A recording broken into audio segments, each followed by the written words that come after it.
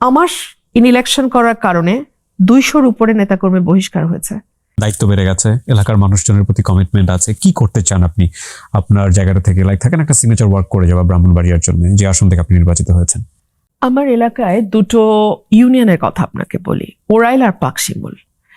এখানে যোগাযোগ ব্যবস্থা, যাতায়াত ব্যবস্থা বলতে কিছু নাই।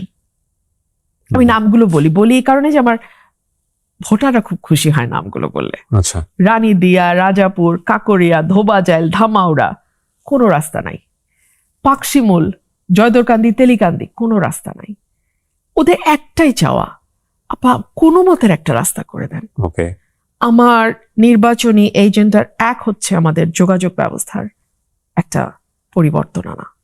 2 হচ্ছে আমি লোকাল স্বাস্থ্যকেন্দ্রগুলোতে আমি ভিজিট করা শুরু করব এই রমজানের পরেই, এবং সেখানে ডাক্তার এনশিওর করা, ওষুধ এনশিওর করা। কমিউনিটি ক্লিনিকগুলোকে আমি আবার চালু করার চেষ্টা করব, সো দ্যাট অ্যাটলিস্ট বেসিক ট্রিটমেন্টটা প্রত্যেকে যার যার এলাকায় পায়। স্কুল, কলেজ, মাদ্রাসাগুলো আমি চেষ্টা করব আর একটু বেটার সার্ভিস যেন আসে, একদম সার্ভিস বেসড, মানে আমি বলতে চাই যে কল্যাণমূলক একটা সেবা আমি সেটা দেওয়ার চেষ্টা করবো। বিকজ আইডেন্টিটি পলিটিক্স তো আমি করি না, আমার কাজই হচ্ছে ওয়েলফেয়ার পলিটিক্স। কঠিন, কিন্তু ওই চেষ্টা আমি করব। আর আমার এলাকার মানুষ আমাকে অনেক ভালোবাসা দিয়েছে। ডেফিনেটলি দে আর। আমি সারা দেশের মানুষের কাছে কৃতজ্ঞ, এবং আমার এলাকার মানুষের কাছে এত ভালোবাসা। আমার ইলেকশন করার কারণে 200-র উপরে নেতাকর্মী বহিষ্কার হয়েছে, এবং ধরুন এই নেতাকর্মীগুলো তো 17 বছর নির্যাতিত। এটা চিন্তা করেন, 17 বছর, এরপরে আবার বহিষ্কার, দল ক্ষমতায় আসতেছে। একটা ছেলে যদি মনটা খারাপ করতো আমি ভেঙে পড়তাম, কারণ ওর কাছে তো আমার নৈতিক দায়বদ্ধতা।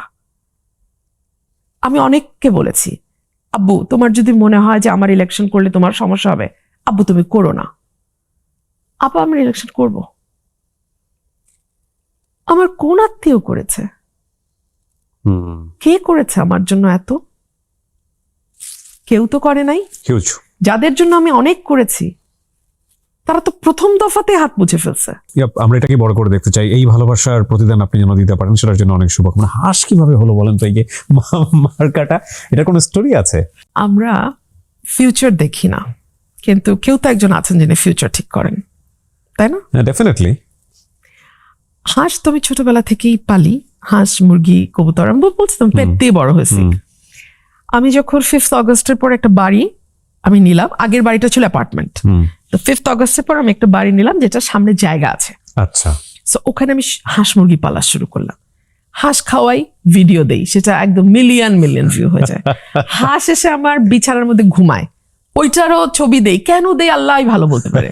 এত প্রাইভেট ছবি আমি দেই না, এত প্রাইভেট ছবি কিন্তু কিবরিয়া আমি দেই না। আমি আমার আত্মীয় স্বজন বা মায়ের সাথে ছবিও খুব কম আছে, একটা বা 2টা। ওইটা হাঁস আমার কাঁধে উঠছে, ওই ছবি যে আমি কেনই আপলোড করলাম, কেনই এটা নিয়ে সারা বাংলাদেশে এত হাসাহাসি, তোলপাড়, আলোচনা, তো আল্লাহ সেট করছে, আমি জানি না। সো এটাই আপনার প্রচারণা হয়ে গেছে, আপনার নিজের মার্কার জন্য প্রচারণা করতে হয় না, কিছু করতে হয় নাই। Wow. Kibria, I didn't even think twice যে আমার মার্কা কি হবে। মানুষ ঠিক করে দিচ্ছে হাঁস হবে আমাদের মার্কা।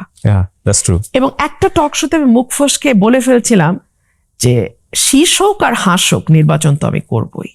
নাসিরউদ্দিন পাটোয়ারিকে ইন্টারভিউ করেছিলাম, তো শাপলা কলি মার্কা নিয়ে ওদের যে ফাইট, এবং কিছু কিছু ফাইট তো ফেক ফাইট ছিল। ও বলছিল যে এটা আলটিমেটলি প্রচারণার জায়গাটাতে মানুষের মাথায় ঢুকিয়ে দেওয়া, যে শাপলা কলি আলটিমেটলি আমাদের মার্কা। সেখানে ওই যে বারবার ইলেকশন কমিশনে দেওয়া দিচ্ছে না, এই জিনিসগুলো, আওয়াজগুলো তৈরি হয়। তার মানে চিন্তা করে দেখেন যে একটা মার্কাকে এস্টাবলিশ করার জন্য কত রকমের ফাইট লাগে, আর সেখানে রুবিন ফারহানার হাঁস কোনো ফাইটই লাগেনি, ফাইটের আগেই উইন করে গেছে।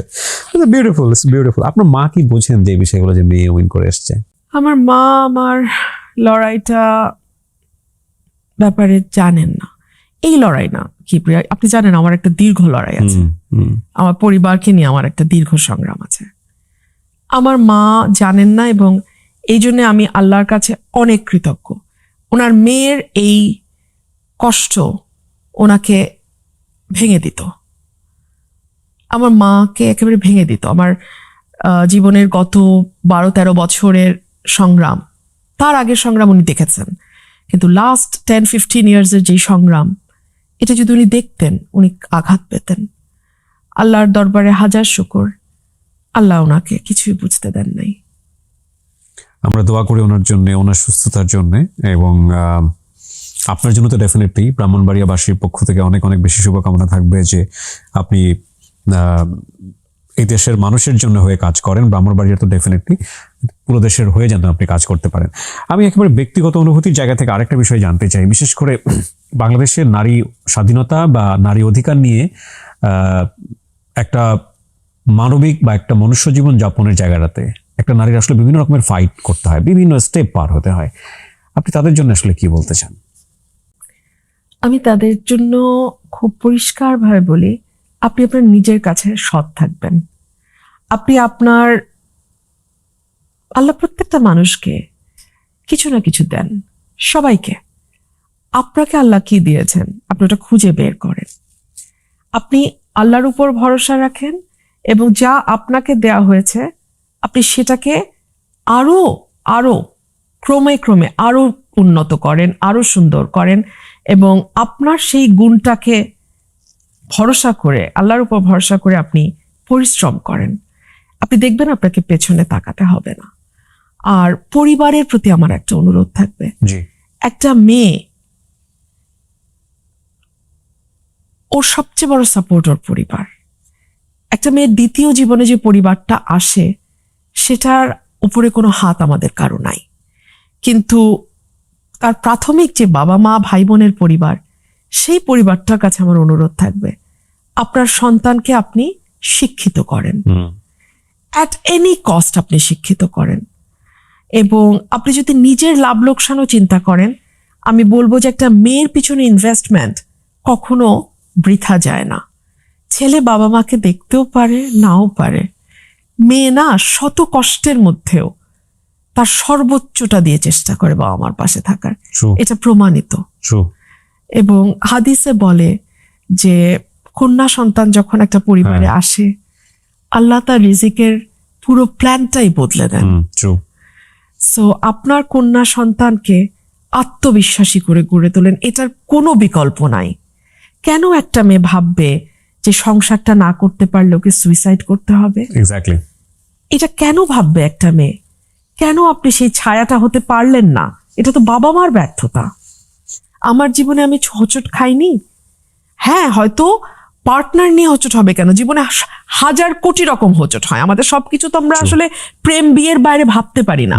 আমাদের প্রত্যেকের জীবনে তো হাজার রকম ফাইট থাকে। এই ফাইট গুলোতে না আমার শক্তি আমার বাবা মা ছিলেন।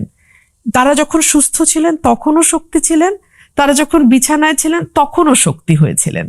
সো এই বিশ্বাসটাই, শক্তিটা আপনার সন্তানকে দেবার দায়িত্বটা আপনার। আমি একেবারে শেষের দিকে চলে এসেছি, যাদের কথাগুলো একটু হলো আমার মনে হয় বলা উচিত, বিশেষ করে নতুন যারা আসলেন সংসদে, যাদের হয়তো যারা কখনো চিন্তাই করেননি সংসদে আসবেন, তারা চলে এসছেন, এবং শুধু চলে এসছেন তাই না, তাদের একটা বিশাল জনপ্রিয়তা আছে আমরা যেটা দেখতে পাচ্ছি।